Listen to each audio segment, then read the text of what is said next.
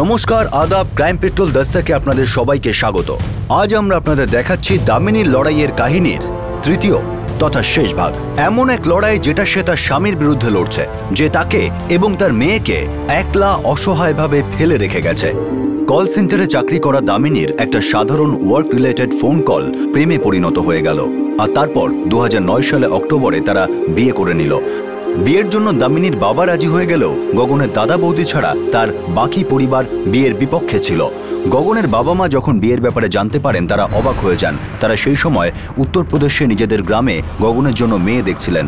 গগনের জ্যাঠা রামেশ্বর তার বাবাকে পরামর্শ দেন যে দামিনীর বাবার সামনে কিছু শর্ত রাখতে, আর সেগুলো মানার পরই যেন দামিনীকে বউ হিসেবে মেনে নেওয়া হয়। গগনের বাবা মহেশ্বর দামিনীর বাবার কাছে প্রচুর পরিমাণ নগদ টাকা, সোনা আর তাছাড়া এক জমকালো রিসেপশন পার্টি দাবি করে বসেন।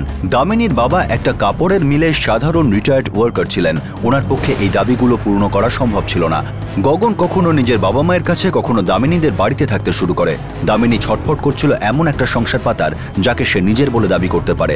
2010 সালের অগাস্টে দামিনী প্রেগনেন্ট হয়। সেই সময়ই কয়েক মাসের জন্য গগন নিজের বাবা মায়ের কাছে ফিরে যায়, যারা কিনা উত্তরপ্রদেশে নিজেদের গ্রামে সেটেলড হয়ে গিয়েছিল। সেখানে তাকে বিয়ের জন্য চাপ দেওয়া হয়। তার জ্যাঠা রামেশ্বর তার জন্য যে মেয়েটিকে আগে দেখে রেখেছিল সেই বৈশালী আবার তার জীবনে প্রবেশ করলো। 2011 এপ্রিল মাস, দামিনী 8 মাসের প্রেগনেন্ট। তার বাবা তাকে নিয়ে দুশ্চিন্তায় ভুগছিল। দামিনীর জীবনের সমস্যার প্রভাব তার বাবার উপর পড়ল।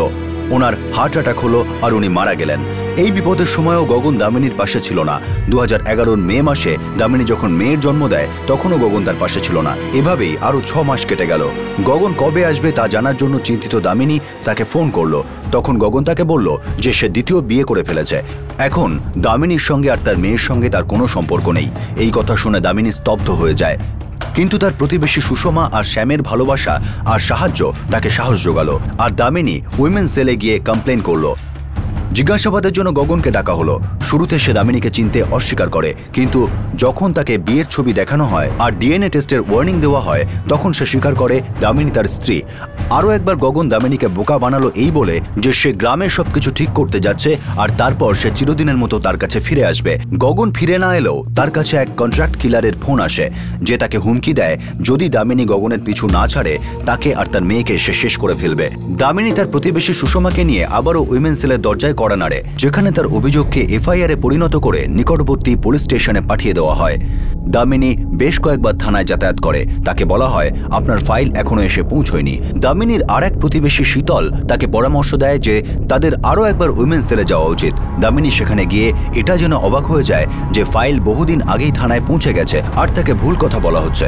থানার পুলিশ অফিসার তাকে জানায় গগনের বিরুদ্ধে কোনো তদন্ত করা যাবে না, কারণ যাকে সে নিজের স্বামী হিসাবে দাবি করছে সেটা প্রমাণ করার জন্য তার কাছে কোনো সাক্ষী নেই। তার কাছে শুধু কিছু ছবি আছে, বিয়ের সার্টিফিকেট নেই। আর শুধু ছবি দেখিয়ে এটা প্রমাণ করা যাবে না যে তাদের কখনো বিয়ে হয়েছিল। আর তাছাড়া পুলিশ অফিসার দামিনীকে একটা চিঠি দেখান যাতে দামিনী নিজের হাতে লিখে সাইন করেছে যে সে গগনের সঙ্গে সব সম্পর্ক ভেঙে ফেলেছে।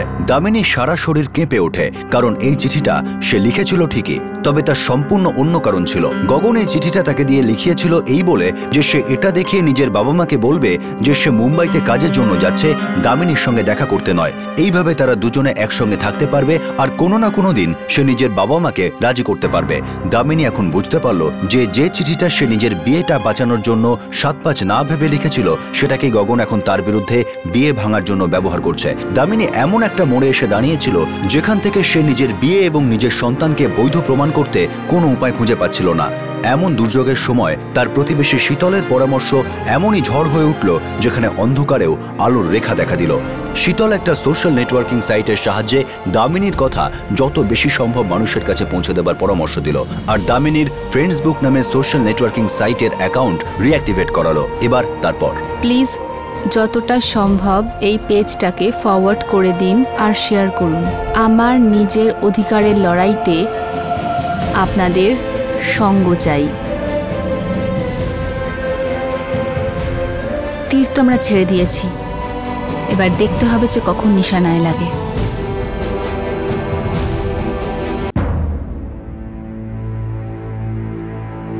দাদা, আমি ভাবছিলাম যে কোনো একটা চাকরি করব। ভালো চিন্তা ভাবনা। দেখ, এইভাবে তুই যদি বিজি থাকিস তাহলে তোর মনটাও ভালো থাকবে আর ইন্ডিপেন্ডেন্টও হতে পারবি। এখন গগনের সাথে তোর এই লড়াই জানি না কতদিন চলবে। মেহেক এখনো অনেক ছোট দামিনী, তাই এখন আবার অফিস জয়েন করা তোর জন্য একটু সমস্যার হবে। আমি জানি বৌদি, সেই জন্য ভাবছিলাম এমন কোনো কাজ যদি পাই যেটা আমি ঘরে বসে করতে পারি। দেখ দামিনী, আমি জানি তুই গ্র্যাজুয়েট, পড়াশোনায় খুব ভালো, কিন্তু বাড়িতে বসে তুই ছোটখাটো কাজই করতে পারবি। দেখ, কাজ কখনো ছোট বড় হয় না, তাই না? আমি জানি দাদা, কাজ কখনো ছোট বড় হয় না, কাজ তো কাজই। যদি এটাই ভাবিস, হয়তো আমি কিছু সাহায্য করতে পারবো।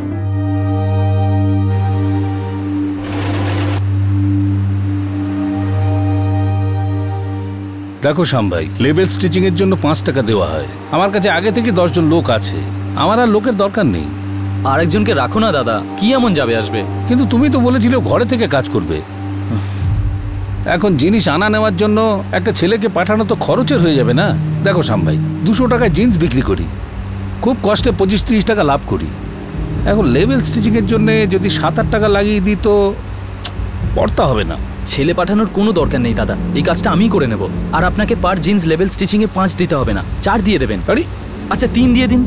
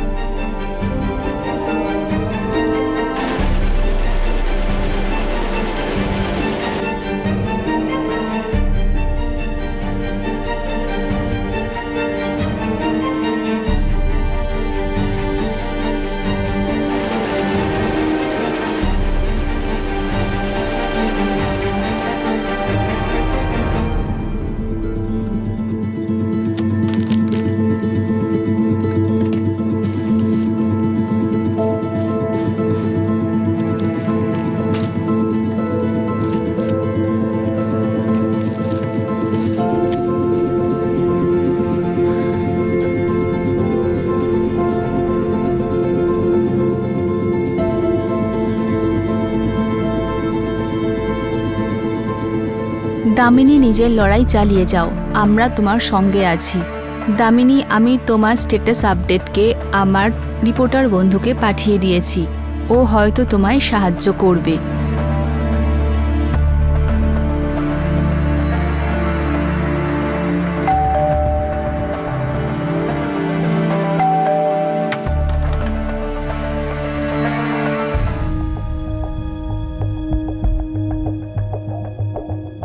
দিদি, অনেক রেসপন্সেস পেয়েছি।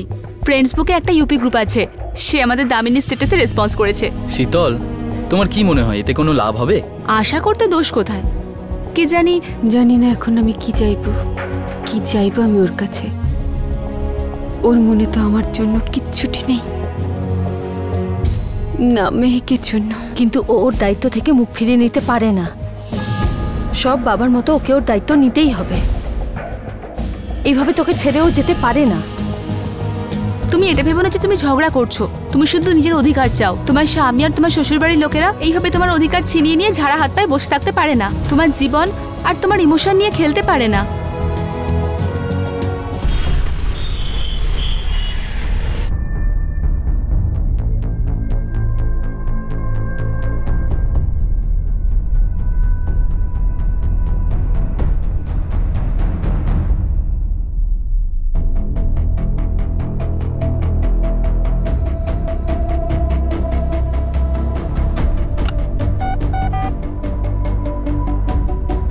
স্যার, আপনি ডেকেছেন? স্টোরিটা খুব ভালো আছে। কন্ট্যাক্ট নাম্বারটা হলো কোনো শীতল নামের মহিলার। ডিটেলস বার করবো স্যার? স্টোরিতে মশলা আছে মনে হচ্ছে। Okay sir.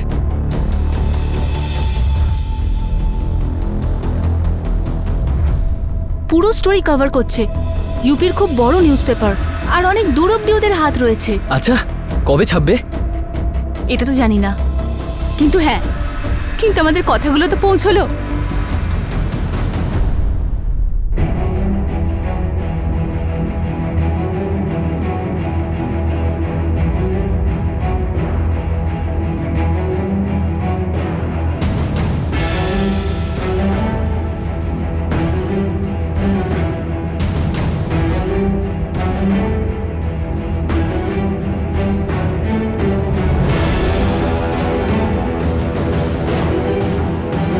বড় অন্যায় হচ্ছে।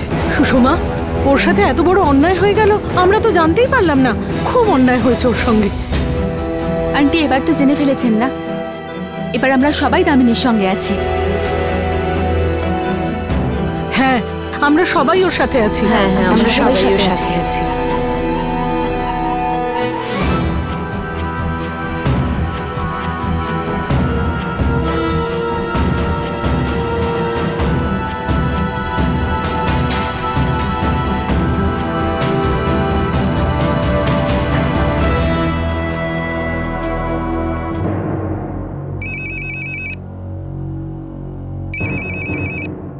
হ্যালো, আমি কি মিস শীতলের সঙ্গে কথা বলতে পারি?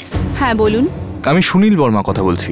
আমি ফ্রেন্ডস বুকের ইউপি গ্রুপের অ্যাডমিনিস্ট্রেটর। আপনি যেটা আমাদের পেজে শেয়ার করেছেন সেটা আমি পড়েছি, আর কাগজে যা বেরিয়েছে সেটাও। দামিনীর আপনাদের মতন লোকেদের সাপোর্ট খুব দরকার। গগনের সঙ্গে যার বিয়ে হয়েছে, আমি সেই বৈশালীর পরিবারকে খুব ভালো করে চিনি। হ্যাঁ, আমার মনে হয় দামিনীর উচিত বৈশালীর বাবার সঙ্গে একবার কথা বলা, আর ওনাকে এটাও জানানো উচিত যে গগন ওর সঙ্গে কি কি করেছে। আমার মনে হয় ওনারা এই ব্যাপারে কিচ্ছু জানেন না। ওনাদের আমিও এসব কথা বলতে পারি, কিন্তু আমার মনে হয় যে দামিনীর নিজে কথা বলা উচিত।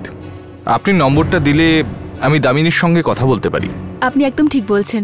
আমি এখনই আপনাকে দামিনীর নাম্বার মেসেজ করছি। থ্যাঙ্কস।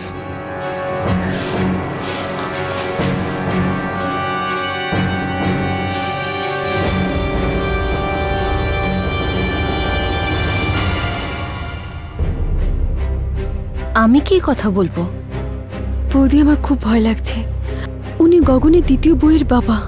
ভয় পাস না দামিনী, সুনীল বর্মা নিজেই কথা বলতে পারতেন, কিন্তু তুই কথা বললে সেটা অন্য মাত্রা পাবে, আলাদা গুরুত্ব পাবে।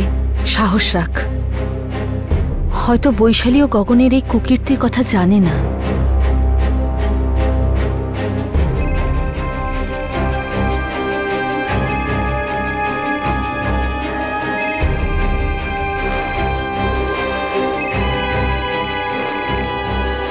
হ্যালো, নমস্কার, আমার নাম দামিনী।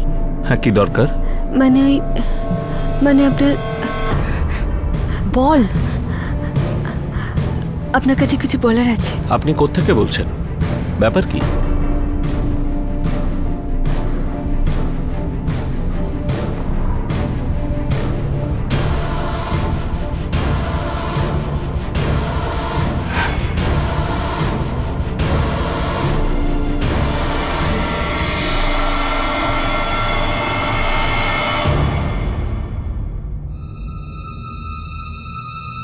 দেখো, তুমি যেই হও তাতে আমার কিছু যায় আসে না, কিন্তু যদি তুমি কোনোভাবে আমার মেয়ের সুখের সংসারে আগুন লাগাও, তাহলে আমি তোমার জীবন নরক বানিয়ে দেব। ওর সংসারের দিকে তাকাবে না। কি হলো? কি বললেন উনি? কি বললেন উনি?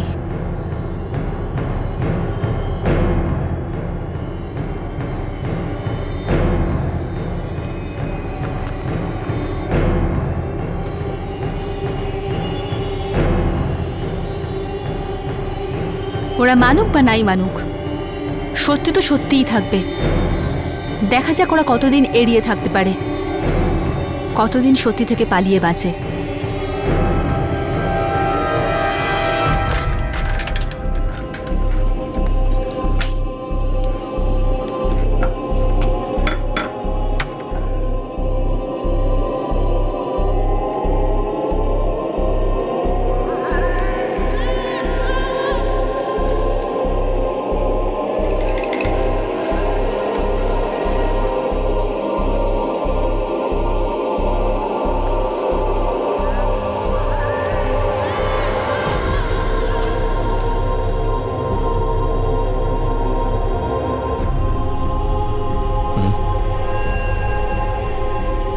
এগুলো কি? কিছু না, ফেলে দাও।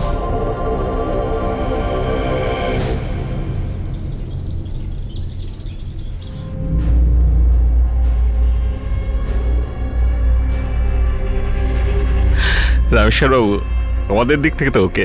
যদি এরকমটাই হয় তাহলে আমাদের তরফ থেকে ওকে। কি বলো মহেশ? হ্যাঁ দাদা, আপনারা যা যা বলেছেন আমরা তাতে রাজি, কোনো কিছু ত্রুটি রাখবো না। আসলে একটাই তো মেয়ে আমার। দেখুন, এটা আপনার বড় মনের প্রকাশ। অসংখ্য ধন্যবাদ। অনেক অনেক অভিনন্দন, অভিনন্দন।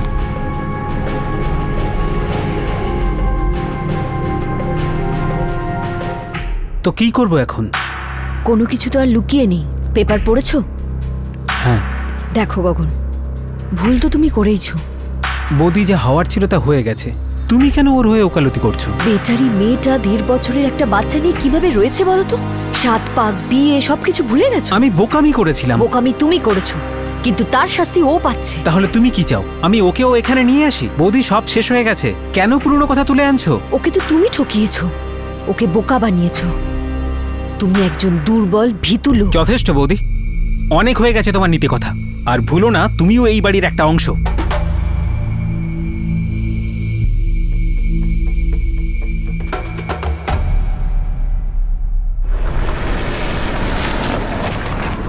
গ্রাম প্রধানের সঙ্গে দেখা করেছিলাম, মানুষটাকে খুব বুদ্ধিমান মনে হলো। আমাদের পুরো গ্রুপ দামিনীকে হেল্প করতে চাইছে।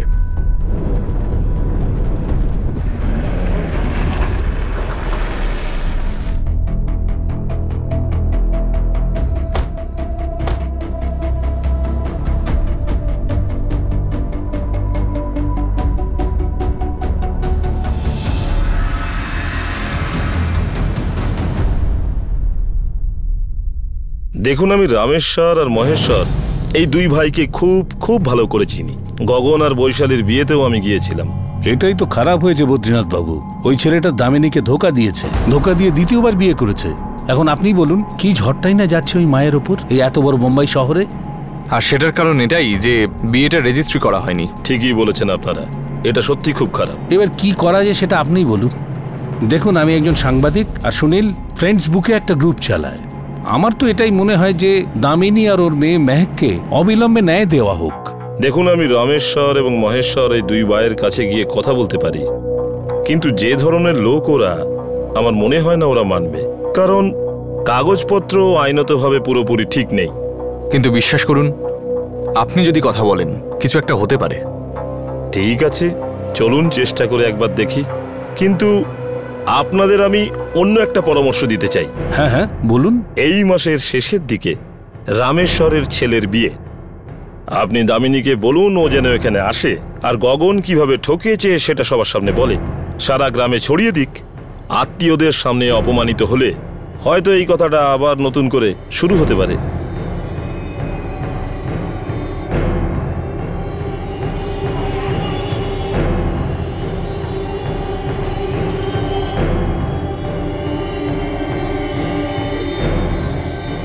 আমার তো মনে হয় দামিনীর না মেয়েকে সঙ্গে নিয়ে যাওয়া উচিত। হ্যাঁ, এটা একদম সঠিক সময়। গগন আর ওর ফ্যামিলিকে সবার সামনে বাধ্য হয়ে এটা মেনে নিতেই হবে। কিন্তু বৌদি, আমার সাহস হচ্ছে না। ভরসা রাখ দামিনী, ভয় পাওয়ার কোনো কারণ নেই। ওখানে সুনীল বাবু আছেন, রাঠে বাবু আছেন, আর সুনীল তো একটা এনজিওর সাথেও কথা বলেছে, ওরাও সাহায্য করার জন্য তৈরি। হ্যাঁ দামিনী, তুই আমাদের সঙ্গে চল, আমরা 25 তারিখে ইউপি যাচ্ছি তো। গ্রেট। মোহিতের বিয়ে 28 তারিখে। আমি সুনীলকে বলে দেবো তোমাকে স্টেশনে নিতে চলে আসবে। কলাবতী আন্টি, দামিনী যাচ্ছে, টিকিট বুক করে দাও।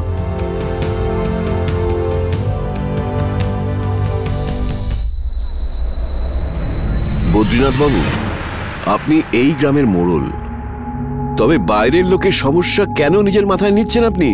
ওরা আমাদের ওপর আঙুল তুলছে আর আপনি দাঁড়িয়ে দাঁড়িয়ে দেখছেন। দেখুন, ওদের পক্ষ নেওয়াটা বড় কথা নয়, কিছু তো ভুল হয়েছে। কি ভুল হয়েছে? ওটা কোনো বিয়ে ছিল? ওটা তো একটা ছেলে খেলা ছিল। খেলায় খেলায় বাচ্চাও হয়ে গেল। আরে ও গগনের মেয়ে। কে জানে কার। রামেশ্বর বাবু, এভাবে সত্যিটাকে লুকোবেন না। গগন, তুমি কেন বলছো না? তুমি এখন বাচ্চা নও, সম্পূর্ণ যুবক। প্রধান মশাই, ভুলবশত হয়ে গেছে। আর তাছাড়া ভুল তো আমার একার ছিল না। বাবা না বুঝেছিল, ভুল ছিল, ছেলে মানুষই ছিল, যাই ছিল, কিন্তু এখন সে একটা বাচ্চার মা, তোমারই বাচ্চার মা। এভাবে নিজের দায়িত্ব থেকে সরে আসতে পারো না, বুঝেছো? দেখুন প্রধান মশাই, এটা গ্রামের কোনো পুকুর, সড়ক বা বিদ্যুৎ জলের সমস্যা নয়, এটা আমাদের ব্যক্তিগত ব্যাপার। আর আপনি এটাতে নাক না গলালে খুশি হব। ঠিক আছে, আমি আমার সীমায় থাকবো। আমি আশা করে এসেছিলাম আপনারা বুঝবেন, কিন্তু আপনারা বোধহয় বুঝতে রাজি নন। ঠিক আছে, রামেশ্বর বাবু, ও আপনার ছেলের বিয়েতে আসবে, যখন অপমানিত হবেন তখন হয়তো আপনারা বুঝতে পারবেন। চলো।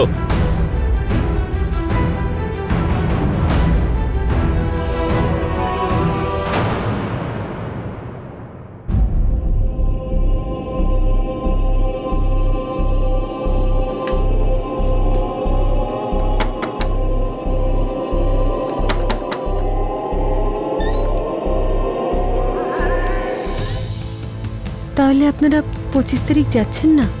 না রে, যাওয়া হবে না দামিনী। আমাদের এক আত্মীয় মারা গেছেন, সেই জন্য যাওয়া ক্যান্সেল হয়ে গেছে। আমি তো এটাই জিজ্ঞেস করতে এসেছিলাম যে তোর টিকিটটা আর কি করব।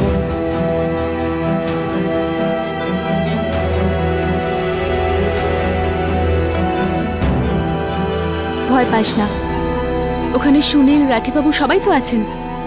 ওখানে তোর একদম একলা লাগবে না, চিন্তা করিস না।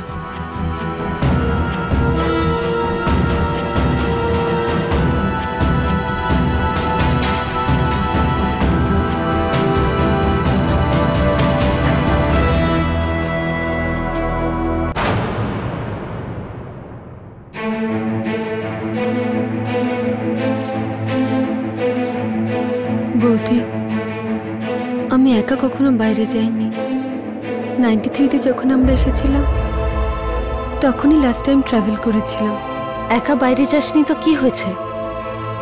একা অনেক কিছু করেছিস তুই। একা বাচ্চার জন্ম দিয়েছিস, একা বড় করছিস ওকে। আর যতদূর আমার মনে হয় একাই বড় করতে হবে।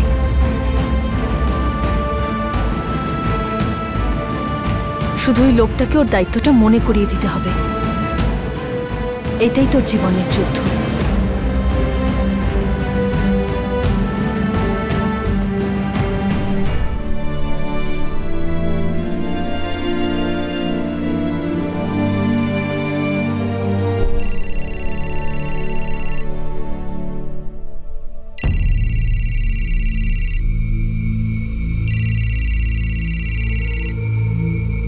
হ্যালো। কেটে ফেলবো তোকে আর তোর মেয়ে দুজনকেই।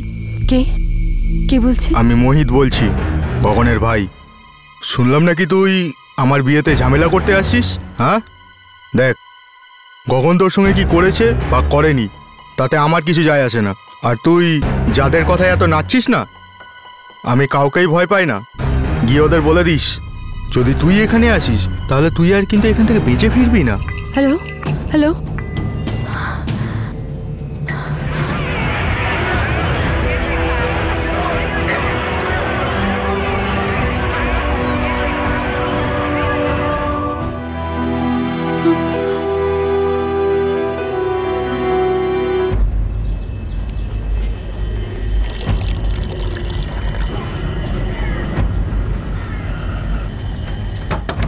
দামিনী,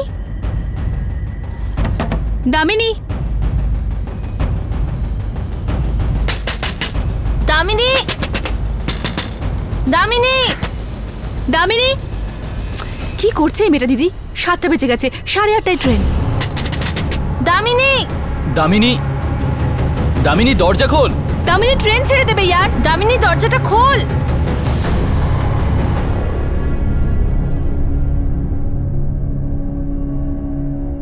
কি হয়েছে? যাবি না নাকি?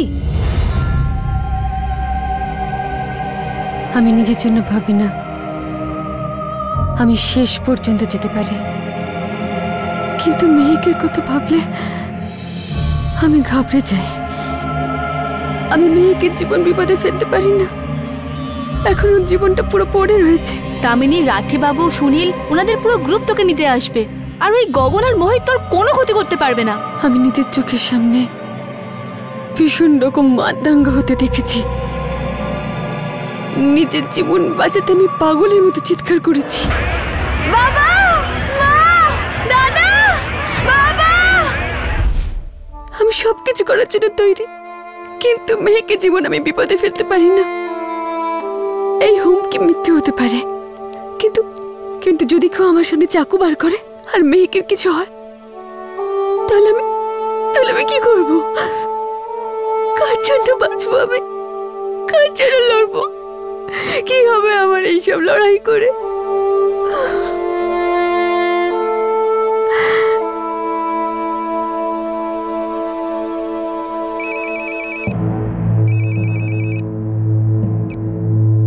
হ্যাঁ সুনীল।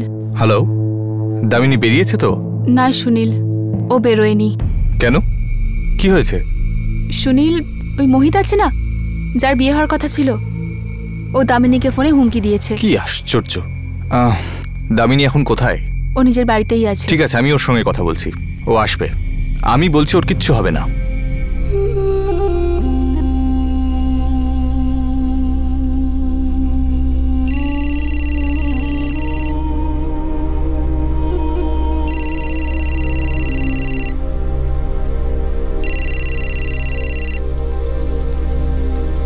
আমাকে ক্ষমা করুন সুনীল বাবু। তুমি কেন ক্ষমা চাইছো দামিনী?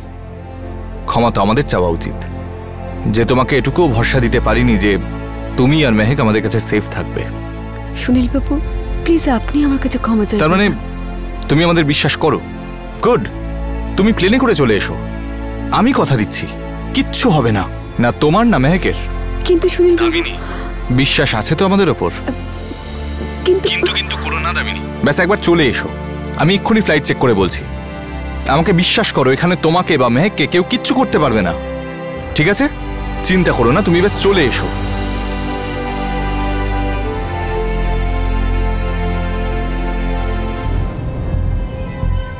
কাল সকালের ফ্লাইট, 15,000 পড়বে। না বৌদি, অনেকগুলো টাকা। কাল 26, বিয়ে তো 28-এ। তুই যদি 27 তারিখে পৌঁছাস তাহলেও চলবে। আপনি একবার 27 তারিখের টিকিট দেখুন না। 1 মিনিট।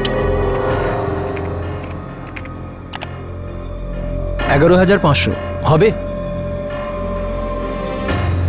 7,000 টাকা আছে, 4,500 টাকা কম পড়ছে।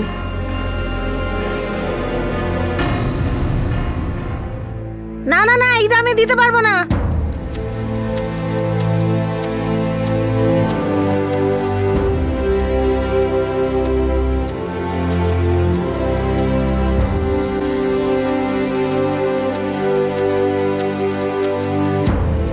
দিদি, এখনো 2,000 টাকা কম।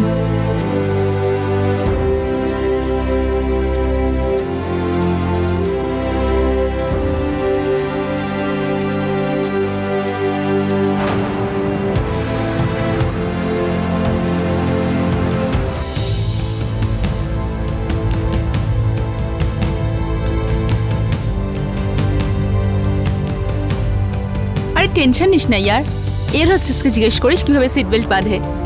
আর তোর কাছে তো মেহেক আছে, সবাই তোর চারপাশে ঘুরে বেড়াবে।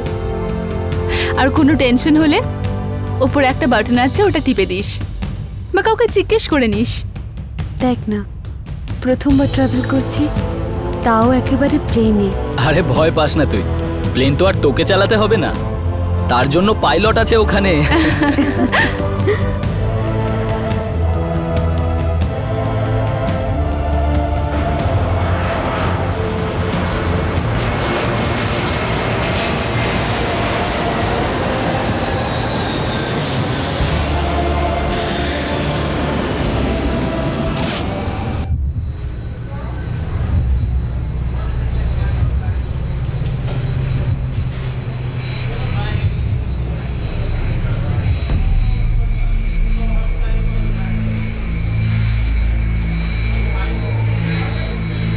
এক্সকিউজ মি, আপনি দামিনী? হ্যাঁ। আপনি আসুন আমাদের সঙ্গে, আসুন আসুন আসুন।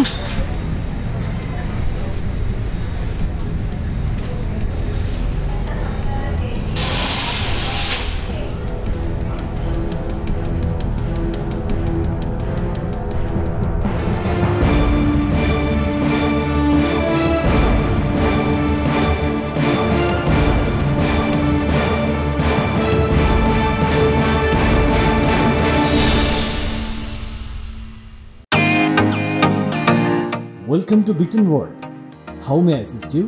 নতুন ফ্ল্যাটের জন্য একটা স্ট্যান্ড ফ্যান আর কুলার নেব। এই পচা গরম থেকে একটু স্বস্তি চাই। বাজার চলতে সব ব্র্যান্ড আর ভরসাযোগ্য নয়। তার জন্য তো আমাদের ফ্যান আছে, all purpose bullet table fan, ceiling fan. আমাদের সিলিং ফ্যান কিন্তু 30 মাসের ওয়ারেন্টি সহ পাওয়া যায়। আছে ফারাটা 2 বছরের ওয়ারেন্টি, 17 থেকে 20 মিটার এয়ার ফ্লো, মধ্যবিত্তের সাধ্যের মধ্যে একমাত্র ভরসাযোগ্য ব্র্যান্ড বিটেন। আমাদের কুলারের কিন্তু অনেক range, 45 litres, 50 litres, 70 litres, 90 litres, 110 litres. Honeycomb সহযোগে বিটেনের সব কুলারের ওয়ারেন্টি 1 বছর। চেনা হাওয়ায় অচেনা অনুভূতির জন্য একমাত্র আদর্শ বিটেন।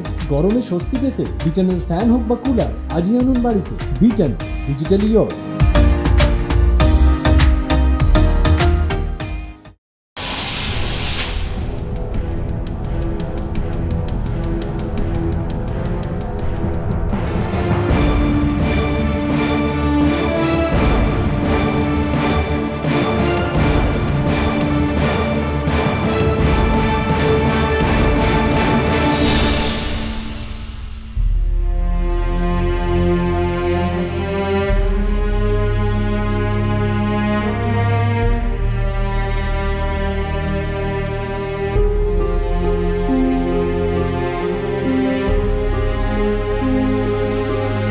নমস্কার, আমি সুনীল বর্মা।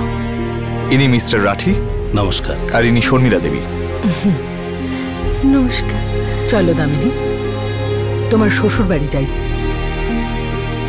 চলো, এসো।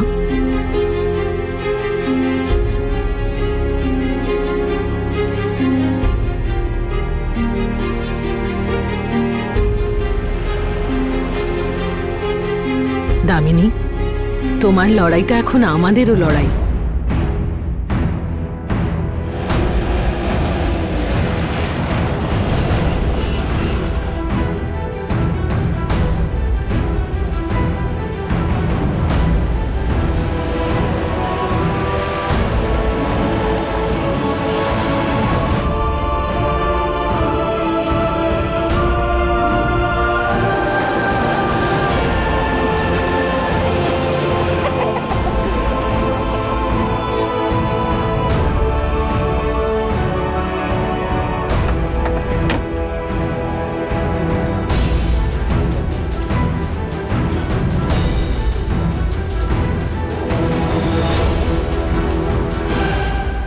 দামিনী, ইনি হলেন গ্রাম প্রধান বদ্রীনাথ বাবু।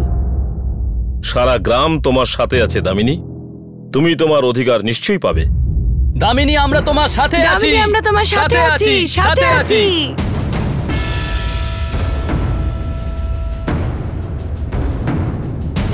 আরে চল চল চল, চলো চলো চলো চলো।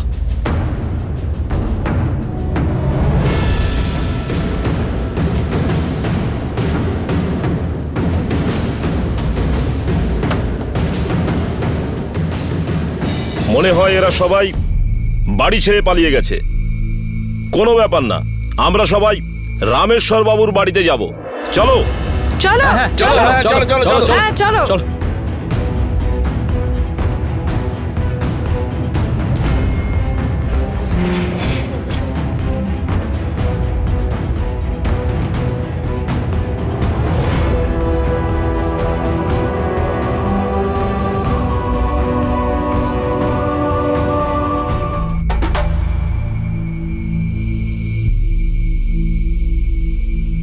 রামেশ্বর বাবু, আপনার ভাই ও তার পরিবার কোথায়? জানি না, কোথাও গেছে হয়তো। আচ্ছা, আমরা শুনেছি আপনার ছেলের বিয়ের তারিখ পিছিয়ে গেছে। এর সাথে আপনার আর এই গ্রামবাসীদের কোনো সম্পর্ক নেই। গগন কোথায়? ওর সাথে দেখা করতে ওর মেয়ে আর ওর স্ত্রী এসছেন। দেখুন মোড়ল মশাই, কে এসছে, কার সাথে দেখা করতে এসছে, তার সাথে আমার কোনো সম্পর্ক নেই। রামেশ্বর বাবু, ভালো এটাই হবে যে আপনার ভাই আর তার ছেলে যেন বেরিয়ে আসে আর দামিনীকে স্বীকার করে। আমরা 15 দিনের সময় দিচ্ছি। যদি উনি এই নোটিশটা না মেনে নেন, সামনে যদি না আসেন, তাহলে তার ফল কিন্তু খুব খারাপ হবে।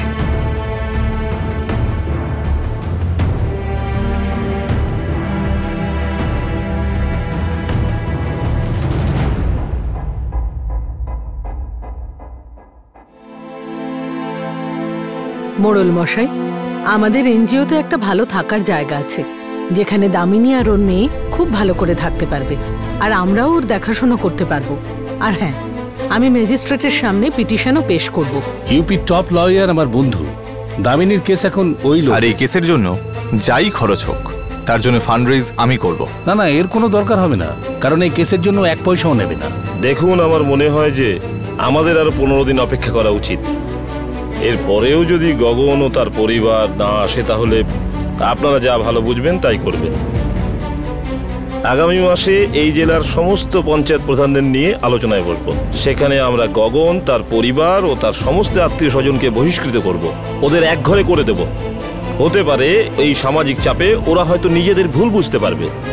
দামিনী, চিন্তা করো না, যতদিন না তোমার সঙ্গে ন্যায় হচ্ছে আমরা এই লড়াই লড়ে যাব।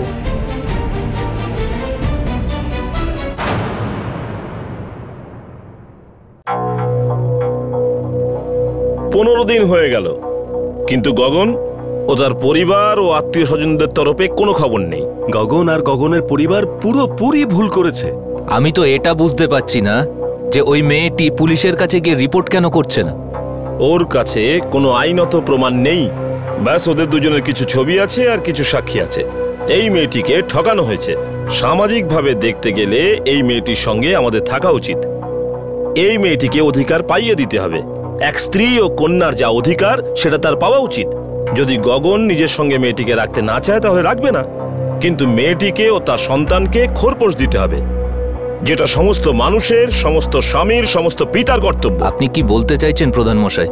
আমি এটাই বলতে চাই যে আমাদের গগন ও তার পরিবার আর ওর সমস্ত আত্মীয় স্বজনকে সমস্ত গ্রাম থেকে বহিষ্কার করে দেওয়া উচিত, এক ঘরে করে দেওয়া উচিত। দেখুন, একটা স্তর অবধি সমস্যা ব্যক্তিগত হয়।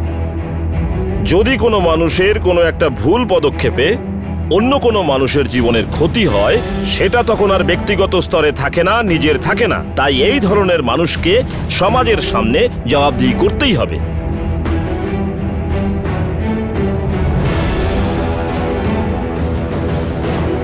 আমার সম্মতি আপনার সঙ্গে আছে। আমরা সবাই আপনার সাথে আছি। আমরা সবাই আপনার সাথে আছি। সবাই আপনার সঙ্গে একমত।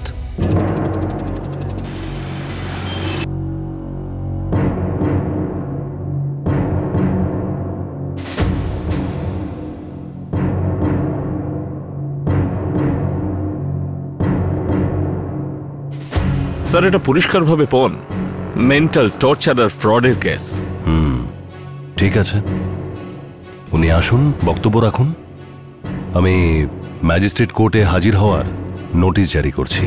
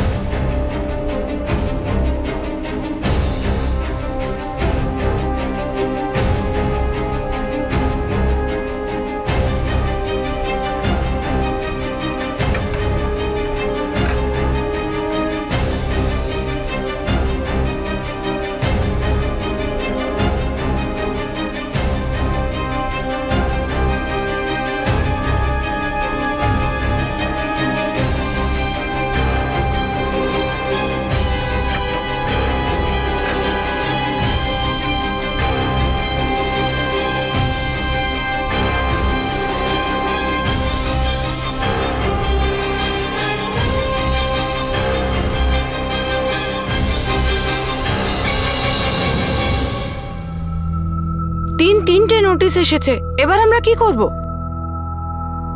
জানি না।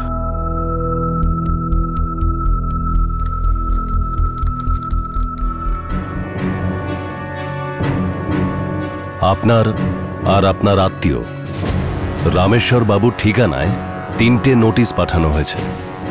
আপনাকে পরিষ্কার জানিয়ে দেওয়া হচ্ছে যে ম্যাজিস্ট্রেটের মাধ্যমে আপনাকে শেষ নোটিশ পাঠানো হচ্ছে।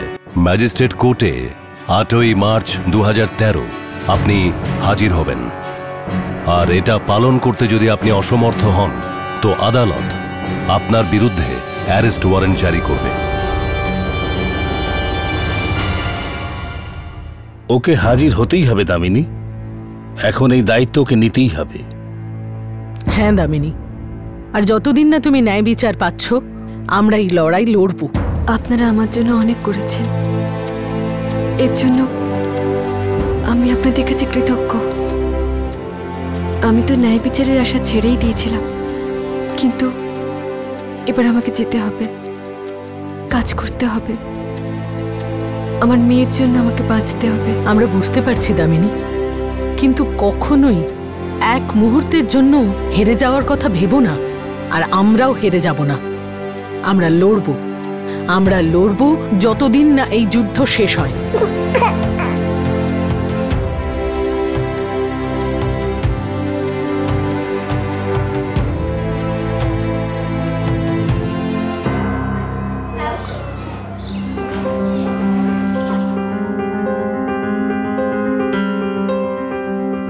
এইভাবে লেজ গুটিয়ে পালিয়েছে, কি জানি কোথায় গিয়ে রয়েছে। আমি কোনোদিন ভাবতে পারিনি যে গগন আমাকে এইভাবে ছেড়ে চলে যাবে। এই নাটক করবার কি দরকার ছিল? আমাকে একবার বলতে পারতো যে আমার প্রতি ওর সব ভালোবাসা ফুরিয়ে গেছে, আমি ওকে মুক্তি দিয়ে দিতাম।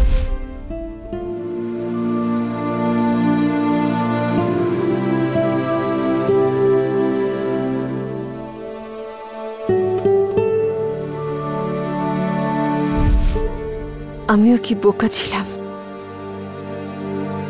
ছোট ছোট মুহূর্তে খুশি খুঁজে বেড়াতাম। দামিনী, কিছু সত্যি খুব কঠিন হয়, কিছু অভিজ্ঞতা খুব খারাপ হয়, কিন্তু জীবন তাদের নিয়ে তৈরি হয় না।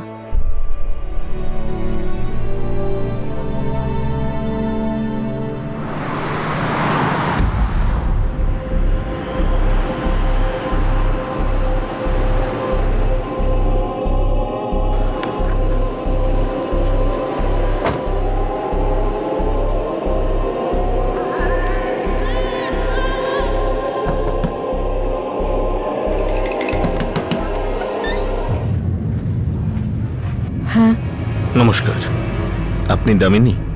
হ্যাঁ, আমি বৈশালীর ফাদার প্রকাশ চৌবে।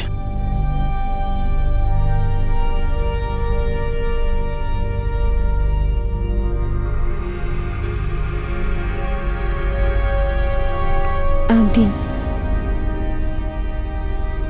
দামিনী, আমায় মাফ করে দিও, আমি ফোনে তোমার সঙ্গে ঠিক করে কথা বলিনি। না ঠিক আছে, আপনি বয়সে বড়। দেখো মা দামিনী, আমি কৃতজ্ঞ, তুমি আমার চোখ খুলে দিয়েছ, কিন্তু এখন অনেকটা দেরি হয়ে গেছে। বৈশালী ওই লোকটির স্ত্রী। বৈশালী আমার একমাত্র মেয়ে, আমার যা কিছু আছে সবকিছু ওরই। আমি খুব বোকামি করেছি যে সবকিছু ওই ছেলেটার নামে লিখে দিয়েছি। মাগো, আমি ভিক্ষে চাইছি, আমার মেয়ের জীবনটা তুমি বরবাদ করে দিও না। যদি আগে একটু জানতে পারতাম তাহলে আমার মেয়ের বিয়ে ছেলেটার সাথে কিছুতেই দিতাম না, কিন্তু এখন আর হাতে কিছু নেই। এই নাও মা, এতে কিছু অর্থ আছে, প্লিজ নিয়ে নাও, আর ওদের সংসারটা ভেঙো না। নাও ধরো। দেখুন, আপনার এই টাকা আমার চাই না, আমি শুধু এটাই চাই যে গগন স্বীকার করুক যে ও আমাকে বিয়ে করেছিল, ও এটা মানুক যে এই মেয়েটা ওর। আমি শুধুমাত্র এটাই চাই যে আমার মেয়ে সুস্থভাবে বড় হোক, আর যতক্ষণ না ওর বয়স 18 বছর হচ্ছে গগন ওকে সাপোর্ট করুক। যদি আপনার মেয়ের কথা বলেন তো ও গগনের সাথে ভালো থাকুক, ওদের দুজনের মধ্যেখানে আমি কখনো আসবো না।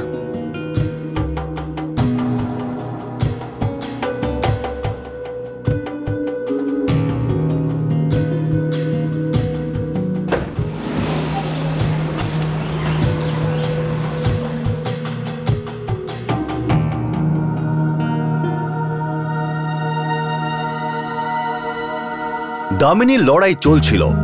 এই কেসের শুনানির তারিখ 8ই মার্চ 2013 ধার্য হয়, আর সেই দিন গগনের কোর্টে আসার কথা ছিল, কিন্তু সেদিনও গগন বা তার পরিবারের কেউই কোর্টে হাজিরা দিতে উপস্থিত হয়নি। কোর্টে পরে শুনানি ছিল 9ই এপ্রিল 2013 তারিখে, আর যদি সেদিনও গগন কোর্টে উপস্থিত না হতো তাহলে এই কেসে কোর্টকে বাধ্য হয়ে একতরফা সিদ্ধান্ত নিতে হতো, যেটা দামিনীর পক্ষেই যেত। দামিনী কোর্টে গগনের কাছ থেকে খোরপোশের জন্য দাবি জানিয়েছিল, যেখানে দামিনীর জন্য জীবনভর খোরপোশ আর তার মেয়ের জন্য তার লালন পালনের খরচা করতে হবে যতদিন না পর্যন্ত তার বিয়ে হচ্ছে। দামিনীর নামে একটা বাড়ি দেওয়ারও দাবি জানানো হয়েছিল। কোর্ট গগন আর তার পরিবারের আর্থিক অবস্থার কথা যাচাই করে আর তার উপর ভিত্তি করে খোরপোশের পরিমাণ ঠিক করা হয়। একটা সোশ্যাল নেটওয়ার্কিং সাইট, মিডিয়া, গ্রাম পঞ্চায়েত আর সরকারি কর্মচারী ধীরে ধীরে হলেও এরা সবাই দৃঢ়ভাবে দামিনীকে সাহায্য করতে এগিয়ে আসেন। দামিনী যাকে এক ব্যক্তি নিজের ইচ্ছে বিয়ে করেছিল আর পরে তাকে অসহায় অবস্থায় ফেলে যায়, এক প্রতিবেশী দম্পতি, ওখানকারই এক বাসিন্দা, আরো অনেক লোক দামিনীর পাশে গিয়ে দাঁড়ান আর তার লড়াইকে সফল করে তোলেন। হ্যাঁ, আমরা করতে পারি। যদি আমরা মন থেকে চাই, আমরা সবকিছু করতে পারি।